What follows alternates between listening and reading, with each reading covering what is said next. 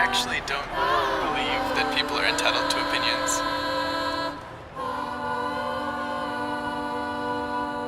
Everybody has opinions. I just don't feel like people are necessarily entitled to opinions. I feel like there are many, many subjects that I'm just not entitled to an opinion on. Because I'm not involved or because I don't know.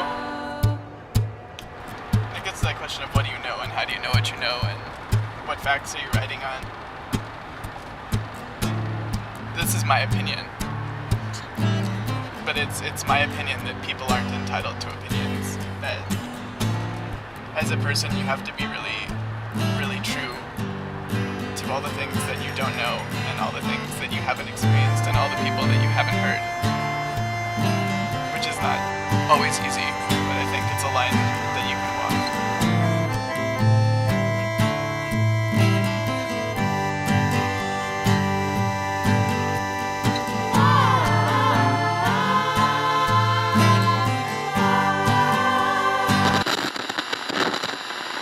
Mr. Speaker, Kinder Morgan is set to double the capacity of the Transmountain Pipeline that runs from Edmonton to Burnaby. I was done school and I wanted to get out of the city.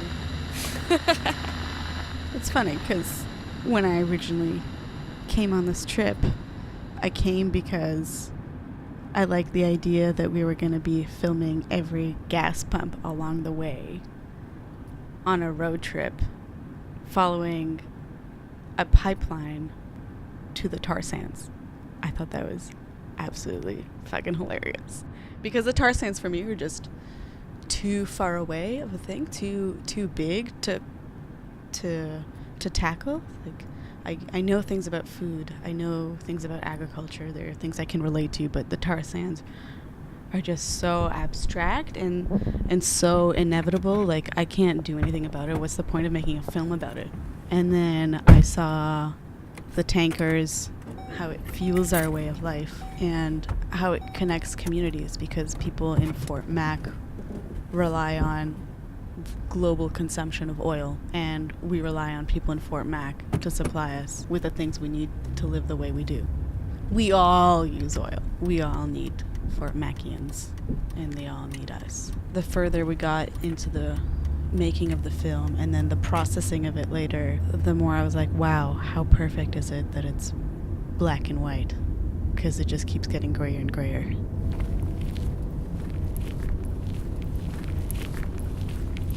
We've begun our journey.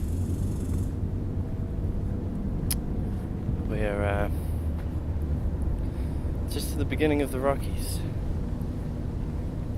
It's been raining most of the night. It's cleared up this morning. Patches of sun shining through. Alana and Adam are down at the lake. The Bolix is out, so I'm going to join them down there now. No. We're just passing through today. So are you, how many days would you spend in the Jasper area? We're not. We're not passing through to the other side today. Where are you traveling to? Edmonton. So you're not doing any sightseeing on the way through? Well, I suppose we're going to see some things on the way through. Sorry? I suppose that we will see some things on the way through. But we're not staying here for from this side. We might see something that we want to see, but we haven't planned anything. You might see something that you want to see, but you haven't planned anything. So, okay. If you're going to be doing any sightseeing off of Highway 16, then you need a park pass. Moline, Mayette, Athabasca Falls, Skytram, all those good things. Okay. And it would be $19.60. A strange day. That's our day pass. Yeah, it was a really strange day. It was one of the most beautiful days of my life.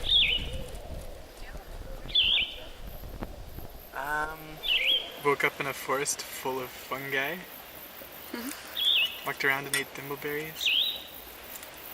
Went to the lake.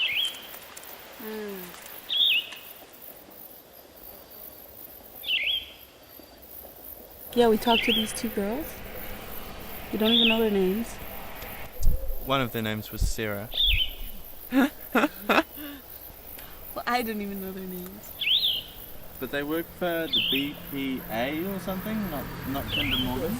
GPA. Yeah, they work for a company that Kinder Morgan hires out. And they said they work on 10 different pipeline companies, basically. And they go do geohazard inspections. we cut them trying to see how far underneath a stream the pipeline was.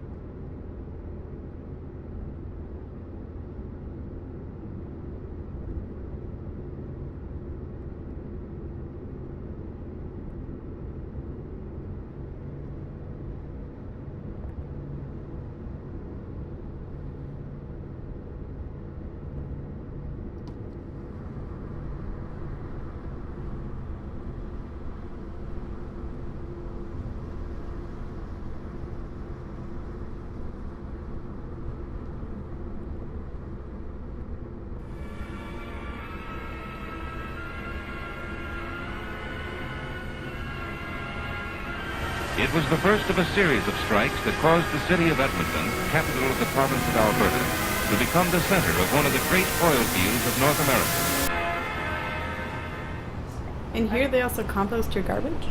Like they'll do it for you. World class garbage system. Like people come from around the world to see Edmonton. So your garbage, even if I put recycling in my garbage can, it goes to the facility where these very nice people look through it all. Anything that can be composted goes in the compost. Anything recyclable goes in the recycle. Anything that can, like metal, whatever, comes out. So that's why I don't feel bad about throwing vegetables in my garbage.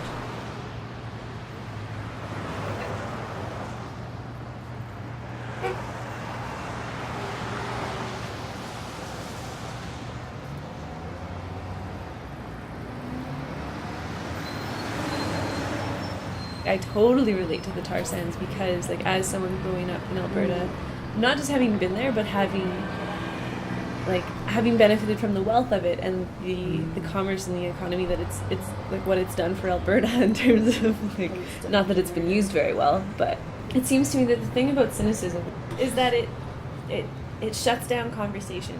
It's saying that no matter what you propose, it's not good enough because things are like part of what makes people really cynical is being presented with world issues in a way that they can't relate to in any way that involves a sense of agency and like personal impact.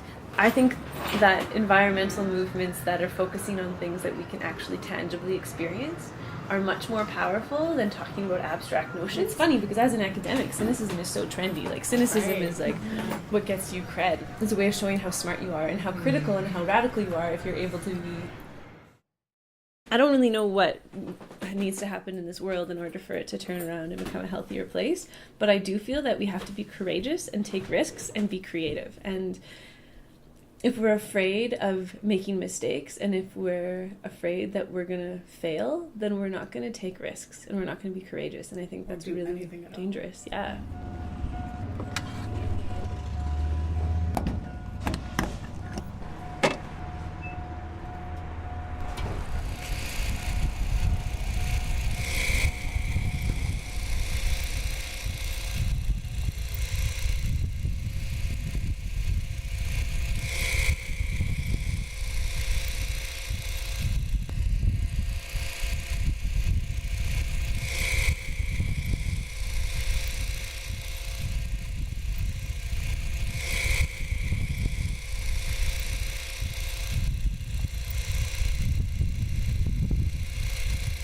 52 environmental activists were arrested Monday in front of the White House as part of an ongoing protest now underway that's calling on the Obama administration to reject the Keystone XL pipeline.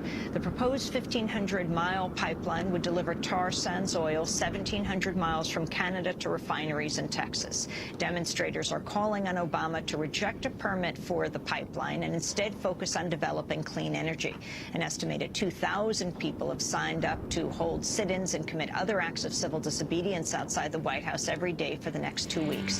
In 1779, European explorer Peter Pond discovered the area in and around Fort McMurray, and he eventually established the nearby community of Fort Chippewa. Used to be fur trade. So it was originally a community. Continues to be the intention around fur trade. And there are a number of indigenous peoples up there that had communities in the area and that were like very, very integrated with the fur trade because the fur trade relied a lot on indigenous communities and their knowledge. And so what happens when the fur trade falls apart and oil is discovered, right, is that the indigenous people are hugely dispossessed. In 1790. While the oil sands were always believed to hold enormous potential, it wasn't until 1967 that the first large-scale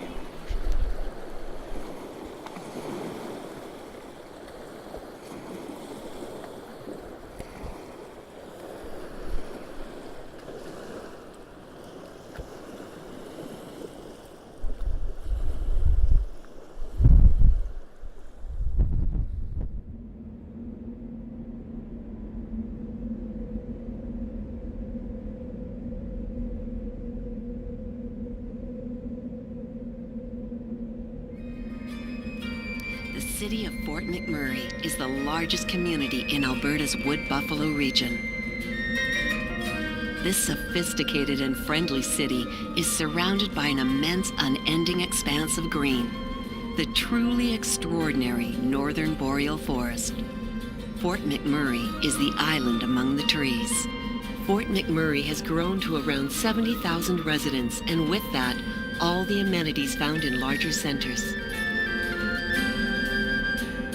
Out here, outdoorsy types can see the forest for the trees, and they go fishing, boating, and skiing, among a million other adventures waiting to be experienced.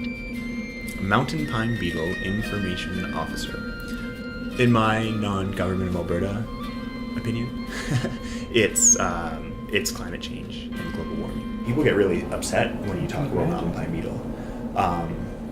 I wish that people would put that kind of energy into thinking about how they interact with the environment and how mountain pine beetle, I think it's a symptom of global warming. And if people put that much energy into global warming, then I think things might be a little bit different, but they don't seem to connect them. In Alberta especially, the conservative politics is like, no, global warming doesn't exist. Wherever it is that you're going to live, you have to be invested in it. Right. And so, you know, I think by learning what's available, what's out there, you have a better appreciation for your community. Yeah. Fort McMurray is really interesting because you get such extremes, I think. And I mean, everyone knows Fort McMurray kind of has a bad rap. But it's not fair though, because there's a lot of really good things to do, a lot of nice people. Right. But I think all the negative things always overshadow the good. Yeah, we were driving along and then he was beside us motioning to wind down the window and we were like, oh. He wanted to let us know that there had been a number of Greenpeace activists who had tried to blow up pipelines, to let us know that we stick out like a sore thumb. Because we did. Like, the entirety of today, we fucking looked like aliens. He told us about how he had been a hippie. He realized that he had wife and kids to feed, and the smartest financial decision that he had ever made in his life was to move to Fort McMurray. Hippies. It might as well just be a big sign saying hippies. Painted across our forehead. Like a community of people who are trying their fucking hardest to make it seem like everything is normal, like to live as normal citizens. Well, when we showed up here, we immediately joined some clubs. Here in Fort Mac, we have what's called the shadow population. Yeah, they don't get involved in the community.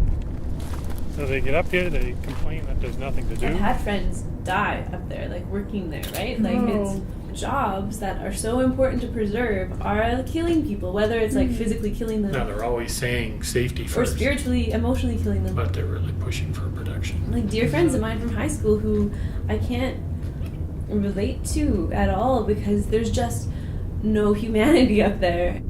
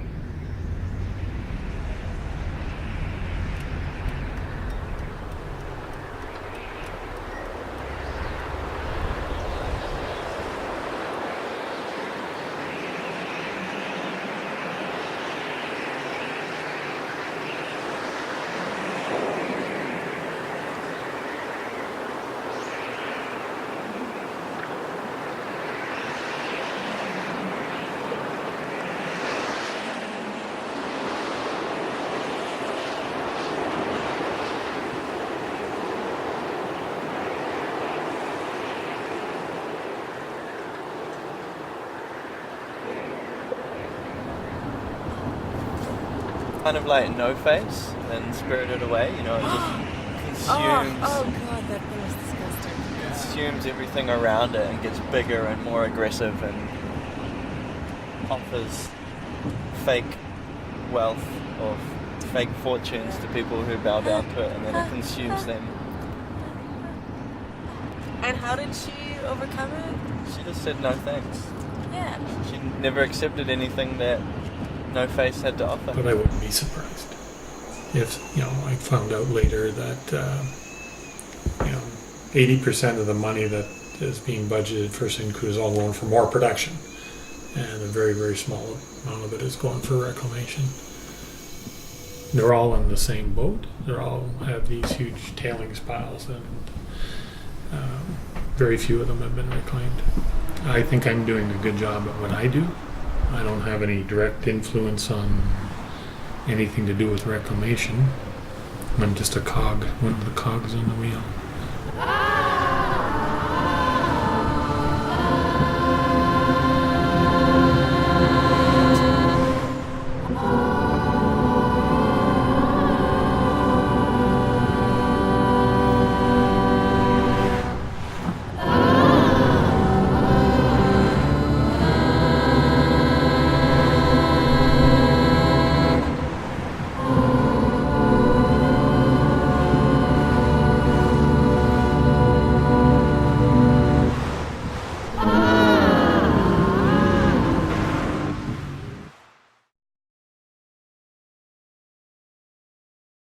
Syncrude has a vision.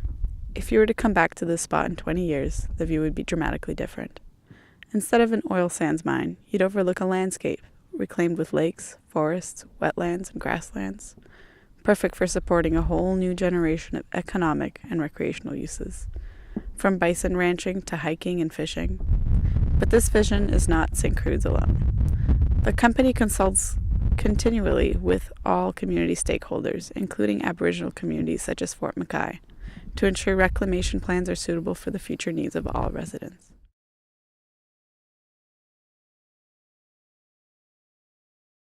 I am speaking for the sake of our people, the future generations, our land, and our culture. To those mining and pipeline corporations who are proposing to mine and develop native traditional lands, I remind you of this. You're proposing to destroy our only hope of regaining our culture, land, and traditions. You are proposing to put at risk our only earth and the well-being of future generations. We will stop these proposals. We stand united to put an end to this pipe dream.